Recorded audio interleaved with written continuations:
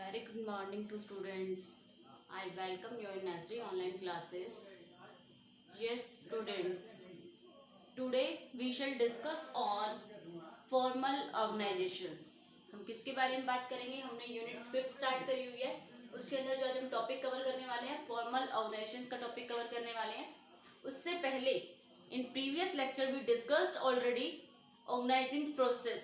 हमने किसके बारे में बात करी थी? ऑर्गेनाइजिंग प्रोसेस क्या होती है. जब आपका वर्क डिवाइड हो जाता है तो उसको किस वे से आपको परफॉर्म कराना है तो वो डिसाइड करती है हमारी ऑर्गेनाइजिंग प्रोसेस. तो लाइक हमने वर्क किया था जो ऑर्गेनाइजिंग प्रोसेस में फर्स्टली क्या होता है, हम डिवीजन ऑफ वर्क क्या परफॉर्म करते हैं, वर्क को डिवाइड करते हैं, किस किस वे से हमें वर्क को कराना है, डिवीजन ऑफ वर्क.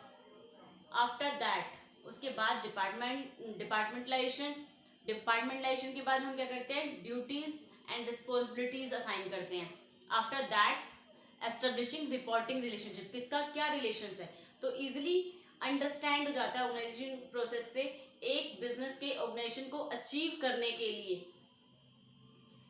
कौन कौन से वर्क करने हैं और उसमें से किस तरह से उस काम को कंप्लीट कराना है. सबसे पहले हमने एक ग्रुप बना लिया, एक चार्ट प्रिपेयर कर लिया कि हमें ये काम कराना है. जैसे लाइक मैंने आपको 10 पॉइंट्स लिखवाए थे. फर्स्टली क्या होता है, रॉ मटेरियल, फिर मैन्युफैक्चर पार्ट्स लाओगे, प्रोडक्शन करोगे, आफ्टर दैट रिसर्च करोगे.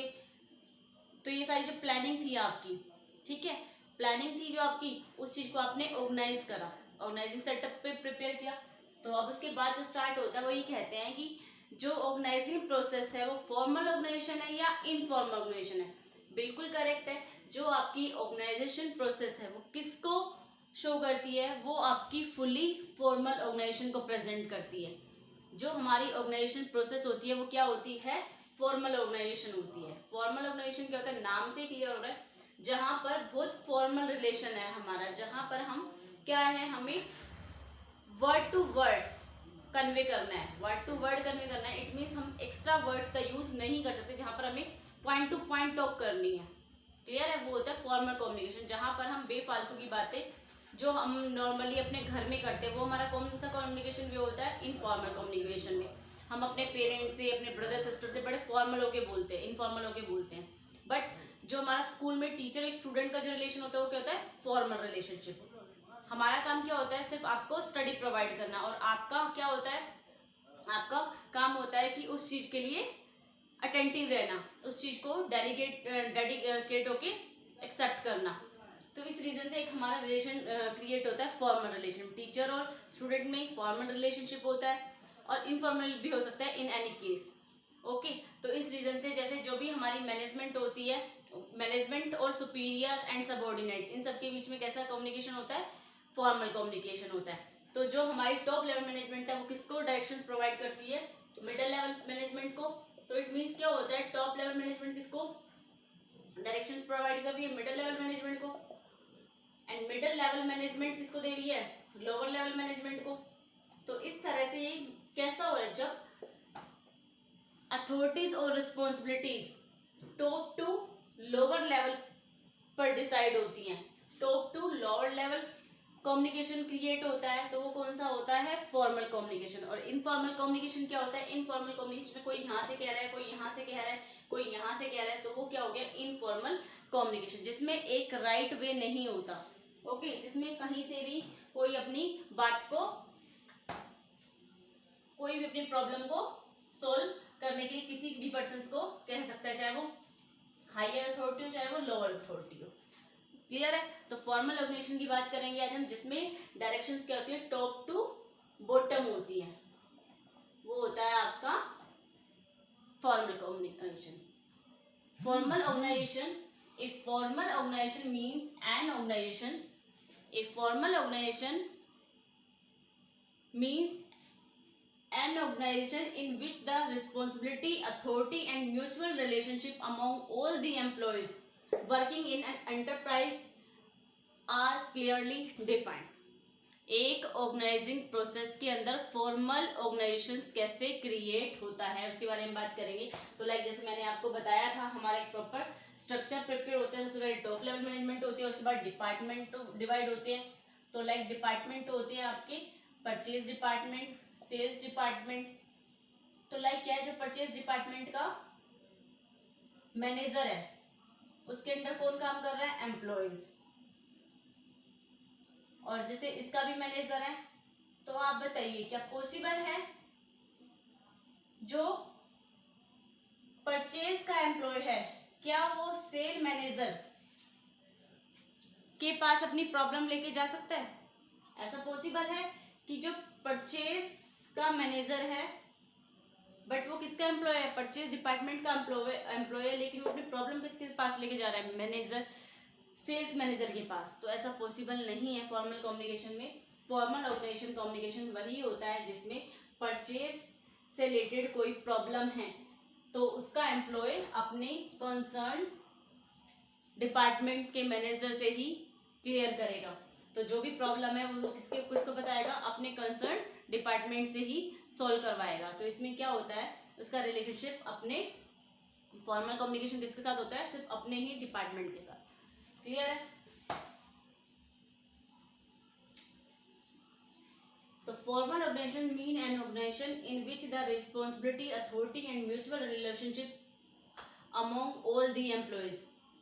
फॉर्मल ऑर्गेनाइजेशन में हमें पता होता है किसकी क्या रिस्पॉन्सिबिलिटी है, क्या अथॉरिटी है और क्या म्यूचुअल रिलेशनशिप है हमारे एम्प्लॉयज के साथ जो एक ऑर्गेनाइजेशन के अंदर काम कर रहे हैं, क्लियरली डिफाइंड होता है। आफ्टर दैट स्टार्ट होता है features. It has defined inter relationship. किसको बताता है ये? It has defined inter relationship. किस में इंटर रिलेशनशिप होता है? इंटर रिलेशनशिप किस में होता है? फॉर्मल कम्युनिकेशंस में, जो हमारे superior and subordinate, superior and subordinate में क्या क्रिएट होता है? एक mutual, clearly defined mutual relationship.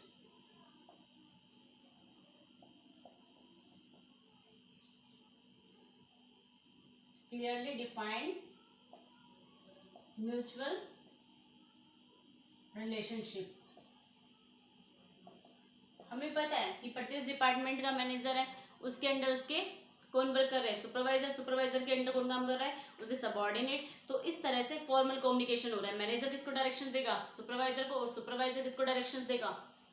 अपने एम्प्लॉयज को। इस तरह से उनको एक वर्किंग प्रोवाइड हो जाएगी। तो क्या है? डिफाइंड, क्लियरली डिफाइंड क्या है? इंटर रिलेशनशिप, जो किसके रिलेशनशिप को बताता है? सुपीरियर और सबऑर्डिनेट के रिलेशनशिप को बताता है। तो लाइक इसमें क्या होता है?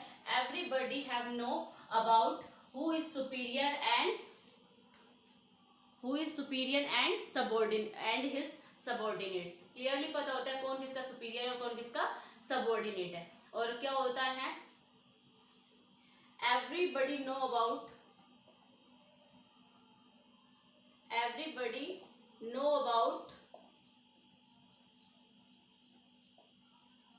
his authority and responsibility।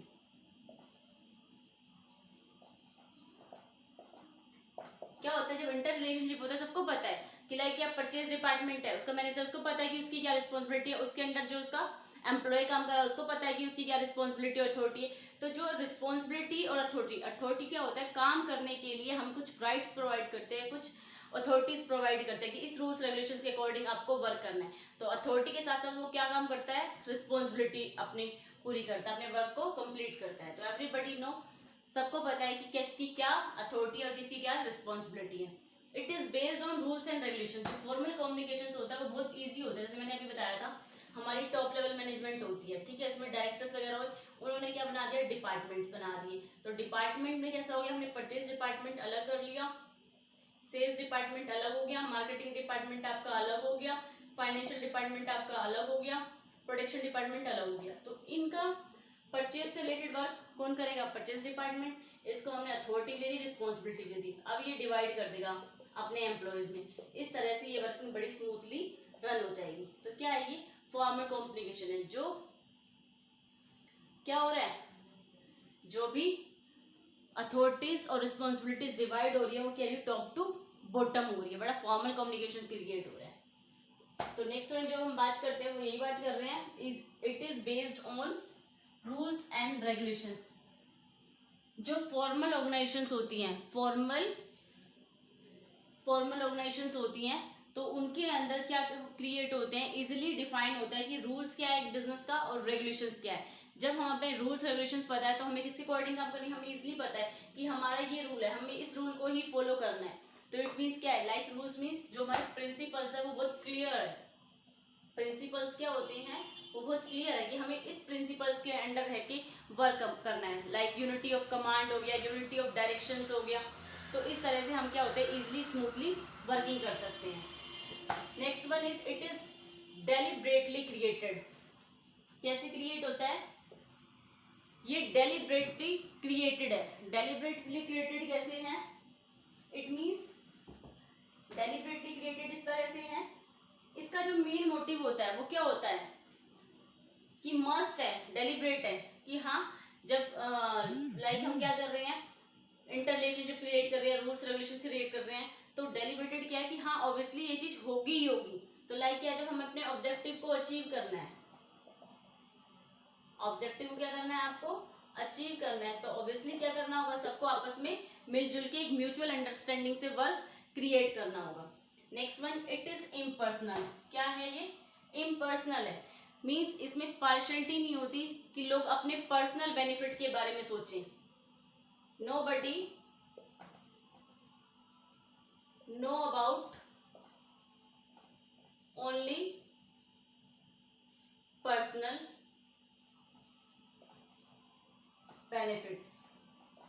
ये नहीं होता कि जो हमारा पर्सन है वो सिर्फ अपने पर्सनल बेनिफिट के बारे में सोच रहा है, उनका मेन मोटिव है फॉर्मल ऑर्गेनाइजेशन सेटअप हो रही है तो इट मीन्स क्या है, उसको जो भी डायरेक्शंस मिल रही है उसके अकॉर्डिंग वर्क करना है, वो आलतू फालतू की चीजों में अपना टाइम वेस्ट नहीं करता। तो लाइक क्या है, इसमें जो पर्सनल बेनिफिट्स होता है उसको इग्नोर किया जाता है और किसके ऑब्जेक्टिव को अचीव किया जाता है, जो हमारा एक ऑर्गेनाइजेशनल गोल है अपने ऑब्जेक्टिव को अचीव करने के लिए, उसके बेनिफिशियल के लिए वर्क किया जाता है। It is more stable. क्या है ये, लाइक मैंने बताया ना, फॉर्मल ऑर्गेनाइजेशन से पहले ही उसका सेटअप है कि आपको ये करना है, ये करना है, फिर आपको ये वर्क इस तरह से डिवाइड करने हैं, इस तरह से आपको डिवाइड करना है। तो इट मीन्स क्या, फॉर्मल ऑर्गेनाइजेशन है, ऊपर से डायरेक्शन मिल रही है और नीचे वाला पर्सन उस चीज को फुलफिल कर रहा है, कंप्लीट कर रहा है, तो इट मीन्स क्या है, स्टेबल। अगर बाय चांस आपकी कस्टमर की विश चेंज हो गई, आपके कस्टमर की डिमांड चेंज हो गई, आपके कस्टमर का टेस्ट चेंज हो गया, बट आप उसमें इजिली चेंज नहीं कर सकते क्योंकि वो पहले से ही प्री डिसाइडेड है, आपको इस वे से अपने बिजनेस के ऑब्जेक्टिव को अचीव करने के लिए वर्क कंप्लीट करना है। तो क्या है, changes can not be introduce because of the need of individual and their wishes. Changes can not be introduce, changes को हम easily, changes can not be introduce.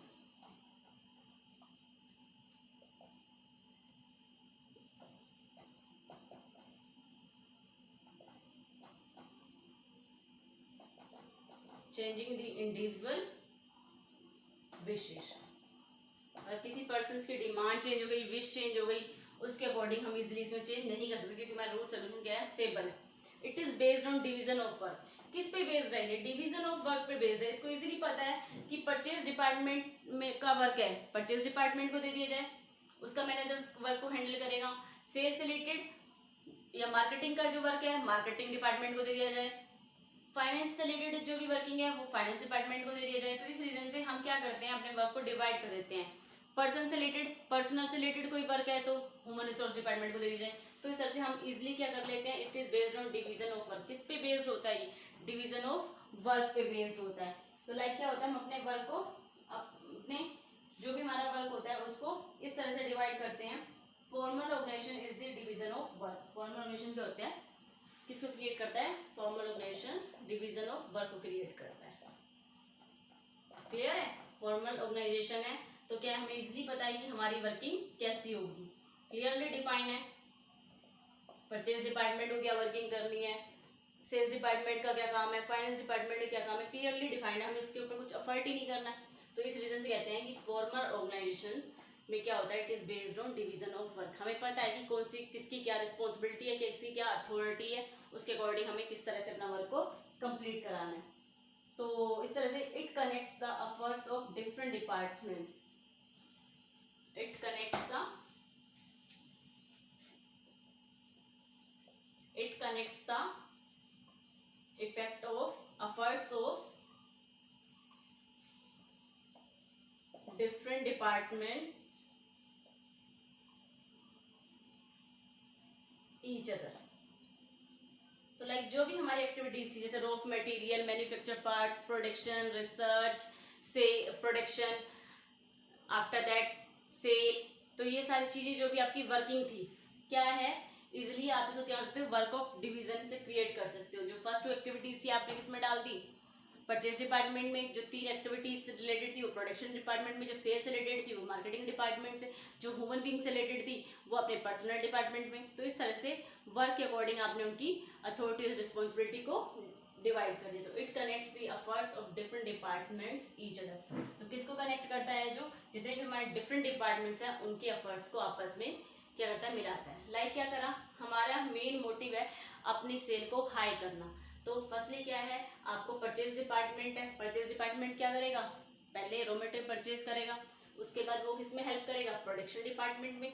तो ये प्रोसेस कंप्लीट होगी तो आप प्रोडक्शन डिपार्टमेंट की को सेटिस्फाई करोगे। तो इस तरह से क्या है, एक दूसरे पे क्या है, इंटरलिंक्ड है, इंटर रिलेटेड है। हम कह सकते हैं फिर प्रोडक्शन के बाद सेल्स डिपार्टमेंट, सेल्स इसके बाद फाइनेंस डिपार्टमेंट, फाइनेंस के बाद मार्केटिंग डिपार्टमेंट। तो ये सारे आपस में क्या है, एक दूसरे पे बेस्ड है। क्लियर है। तो फीचर्स में आपका क्या बताया है, फीचर्स में बताया it has defined inter relationship, clearly पता है किसको क्या काम करना है, किसका क्या रिलेशन है, किसकी क्या वर्किंग है, इजिली पता है अथॉरिटीज रिस्पॉन्सिबिलिटीज इजिली डिफाइंड है, इजिली म्यूचुअल कोऑपरेशन क्रिएट हो रहा है, क्लियरली डिफाइंड है कि किस पर्सन को कैसे अंडरस्टैंडिंग बना के रखनी है। It is based on rules and regulations, किस पे बेस्ड है, फॉर्मल कम्युनिकेशन है, रूल्स रेगुलेशंस डिवाइड है, उसके अदर उस बाउंड्री के बाहर जाओगे तो वर्क क्या होगा आपका, इफेक्टिव नहीं होगा। तो इस रीजन से इजिली क्या है, वो चीज डिफाइंड है, रूल्स रेगुलेशंस के अकॉर्डिंग आपको वर्किंग देनी है। डेलिब्रेट क्रिएटेड है, अपने आप से क्रिएट हो रहा है, जब सब कुछ डिसाइड है तो अपने अकॉर्डिंग तो उसे कुछ करना नहीं है, तो डेलिब्रेट है वो। इम्पर्सनल है, पर्सनल के बारे में ना सोच के हम किसके बारे में सोचेंगे, ऑर्गेनाइजेशन गोल के बारे में सोचेंगे। तो पर्सनल बाइजमेंट जो थी हमारी वो इग्नोर कर देंगे। मोर स्टेबल है, पहले से ही प्री प्लान्ड है, सब कुछ रूल्स रेगुलेशंस के अकॉर्डिंग वर्क करना है, तो कुछ भी इसमें चेंजेस जल्दी से नहीं हो सकते। It is based on division of work, किस पे बेस्ड रही है, जो हमारा वर्क है उसको हम डिवीजन कर देते हैं, किसके अकॉर्डिंग, स्टेप वाइज। क्लियर है। तो हम किसकी बात करेंगे, कुछ इसकी एडवांटेज भी हैं और कुछ इसकी लिमिटेशंस भी है, उसके बारे में बात करते हैं।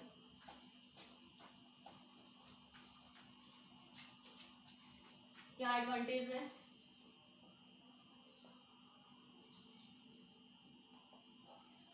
And limitations.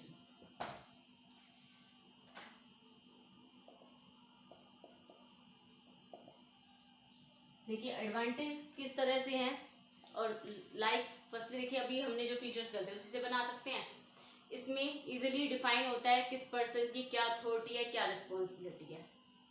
Rules regulations procedure wise clearly होते हैं, किस रूल्स रेगुलेशन के अकॉर्डिंग आपको वर्किंग करनी है। तो फॉर्मल हो गया कि हाँ, जैसे अगर लाइक मैं स्कूल में जाती तो मुझे एक शेड्यूल मिल गया, एक टाइम टेबल मिल गया, तो इट मीन्स वो मेरे लिए क्या है, एक फॉर्मल कम्युनिकेशन है, फॉर्मल ऑर्गेनाइजेशन सेटअप हो रही है, मुझे इजीली स्मूथली पता चल गया मुझे ये पीरियड्स लेने हैं। तो इस रीजन से क्या हो गया, एक फॉर्मल कम्युनिकेशन वे हो गया। ठीक है। तो जो हमारी अथॉरिटीज और रिस्पॉन्सिबिलिटी इजिली डिफाइंड है, क्लियरली डिफाइंड है, मुझे पता है कि मुझे क्या करना है। क्लियर है। तो इस तरह से ये आपकी एडवांटेजेस होती हैं। क्या होती है एडवांटेज, उसके बारे में हम बात करेंगे। तो लाइक जो भी है आपकी working, easy to fix accountability. Advantage क्या है, easy to fix accountability.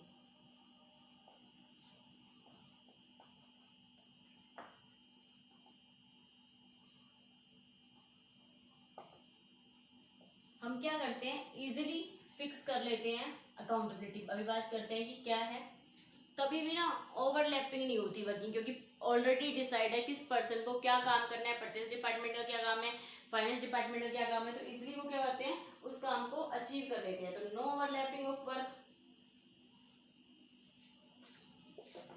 No overlapping of the work, कभी भी काम ऊपर नीचे नहीं होता। जो हमें एक डायरेक्शंस प्रोवाइड करी हुई, एक स्टेप प्रोवाइड की हुई है, पहले टॉप लेवल मैनेजमेंट का काम है, उसके बाद मिडिल लेवल मैनेजमेंट का काम है। मिडिल लेवल मैनेजमेंट किसको वर्क डिवाइड करेगा, लोअर लेवल मैनेजमेंट को। तो इस तरह से अथॉरिटीज डेलीगेट होंगी, top to middle, middle to lower.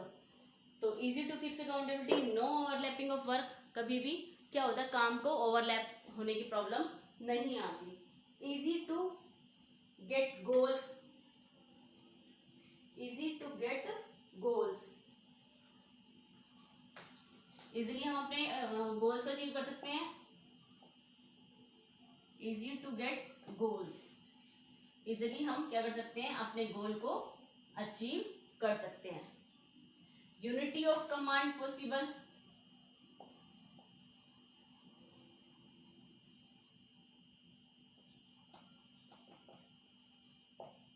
Unity of command possible.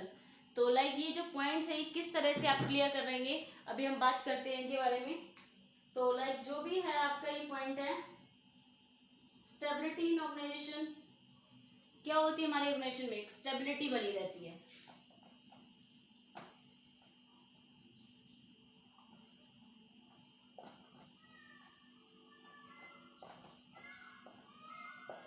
देखिए बेटा, फर्स्ट पॉइंट क्या है, इजी टू फिक्स अकाउंटेबिलिटी।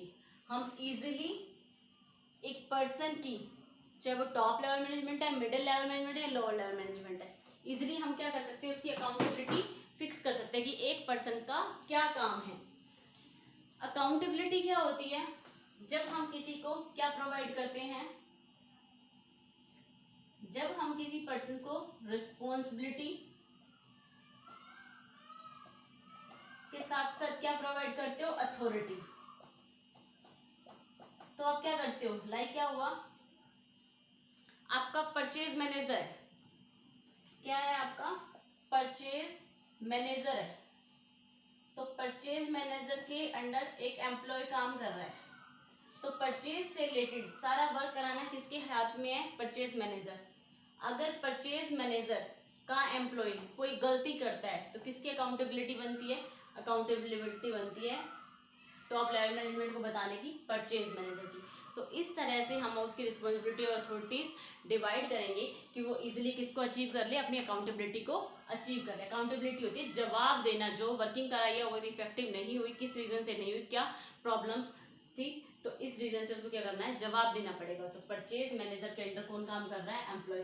तो परचेज मैनेजर किससे जवाब मांगेगा, एम्प्लॉय से। और परचेज मैनेजर जो टॉप लेवल मैनेजमेंट किससे जवाब मांगेगी, परचेज मैनेजर से। तो इस तरह से क्या क्रिएट होती है, ये हमारी अकाउंटेबिलिटी क्रिएट होती है।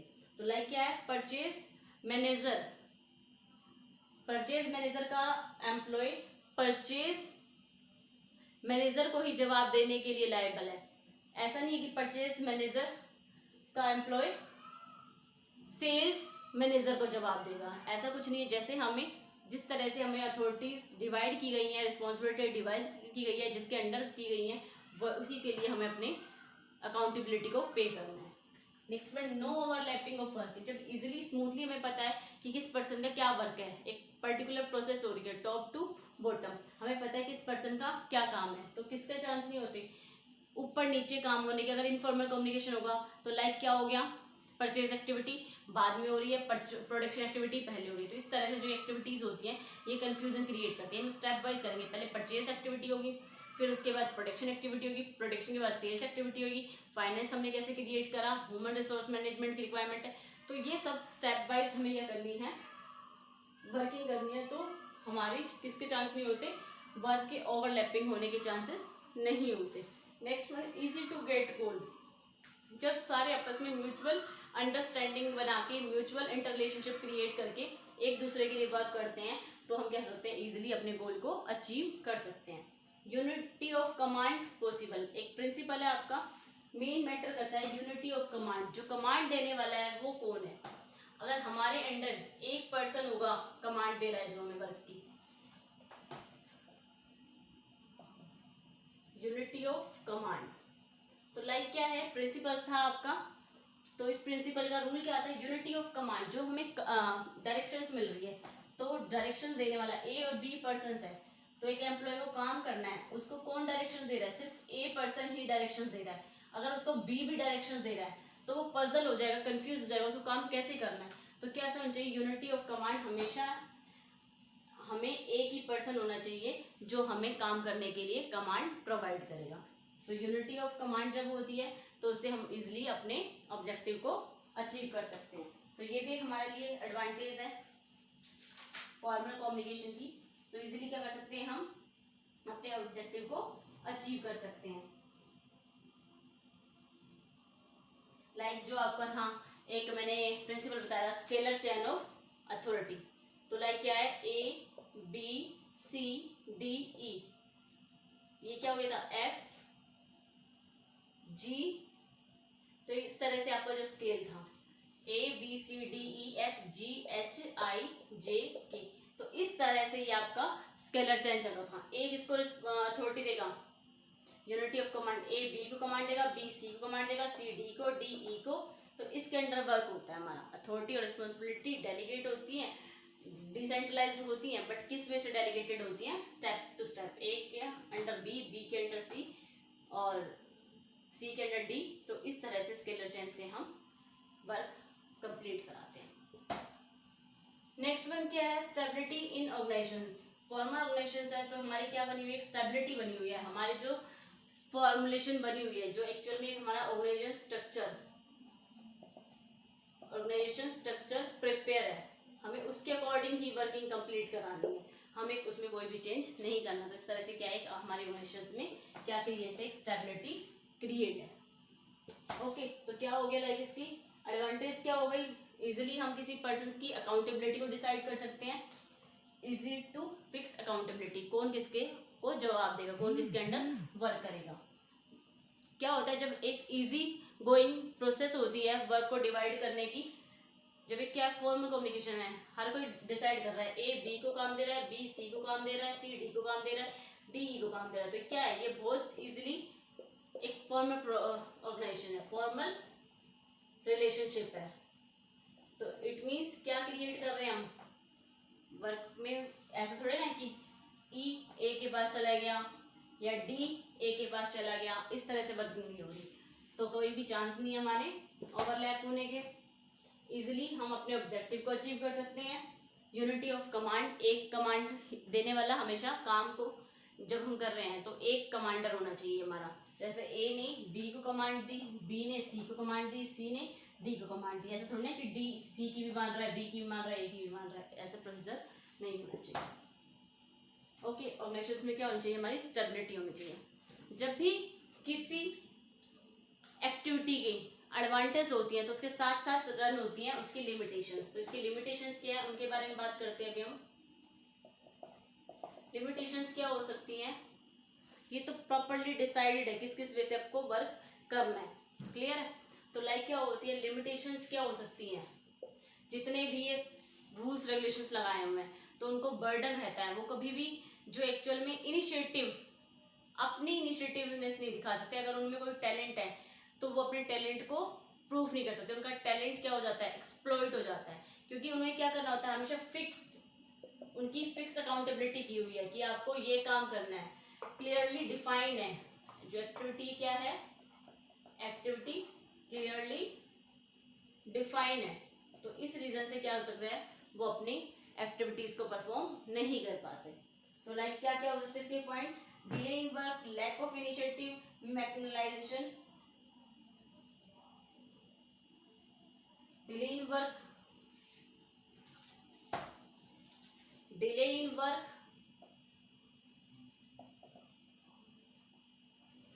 सेकेंड वन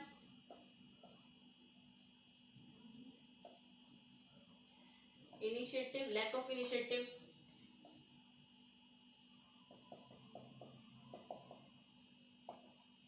किसकी कमी है, इनिशिएटिव की कमी है, और कैसे काम हो रहा है,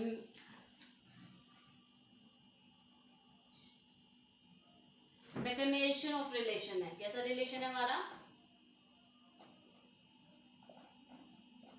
मैकेनाइजेशनल रिलेशन है हमारा। मैकेनाइजेशन रिलेशन क्या होता है आपका, जहां पर ऑलरेडी पहले से ही सब कुछ डिसाइड है कि आपको इस प्रोसेस के अकॉर्डिंग काम करना है, इस रूल्स रेगुलेशंस के अकॉर्डिंग काम करना है, तो इजीली डिले इन वर्क होता है क्योंकि एक फॉर्मल कम्युनिकेशन से काम हो रहा है। लाइक क्या है, फॉर्मल कम्युनिकेशन क्या होता है, डिले इन प्रोसेस, जैसे ए बी को बताएगा, बी सी को बताएगा, सी डी को बताएगा। अगर डी को कोई प्रॉब्लम है तो वो डायरेक्ट ए से कंसल्ट नहीं कर सकता, तो इसलिए क्या है, जो भी वर्किंग होगी उसमें उसको करने के लिए क्या होगा, डिले होगा। ओके, तो process to process formal communication क्या होता है, प्रोसेस टू प्रोसेस होता है। लाइक जैसे परचेज डिपार्टमेंट हो गया, परचेज डिपार्टमेंट का प्रोडक्शन डिपार्टमेंट से रिलेशन हो गया, इस तरह इसका सेल्स से हो गया, मार्केटिंग से हो गया, ह्यूमन रिसोर्स हो गया, तो इस तरह से प्रोसेस होगी। तो ऐसे हमारे काम करने की प्रोसेस क्या हो जाती है, डिले हो जाती है। लैक ऑफ इनिशिएटिव, पहले से ही क्लियरली डिफाइन है कि इस पर्सन की क्या अकाउंटेबिलिटी है, क्या रिस्पॉन्सिबिलिटी है, क्या अथॉरिटी है, तो वो क्या नहीं कर सकते, अपनी इनिशिएटिवनेस नहीं दिखा सकते। कोई अगर किसी काम में एक्सपीरियंस होल्डर है, एक्सपर्ट है, तो वो अपने ओपिनियन को वहाँ पर प्रेजेंट नहीं कर पाते। और जो ये मैकेनाइजेशन रिलेशन होता है, मैकेनाइजेशन मीन्स मशीन से रिलेटेड होता है ये वर्ड आपका। तो लाइक ये क्या होता है,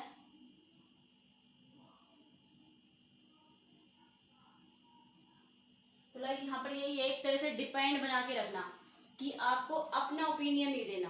मैकेनाइजेशन क्या हो गया, एक लिमिट, एक बाउंड्री सेट की हुई है कि आपने इसके अकॉर्डिंग काम करना है। तो जो लाइक हमारी प्रॉब्लम होती है उसके बारे में कोई भी कंसर्न नहीं होता, तो इस रीजन से हमें क्या होती है, प्रॉब्लम होती है। लाइक वही होता है इसमें, एक्सप्लॉयटेशन ऑफ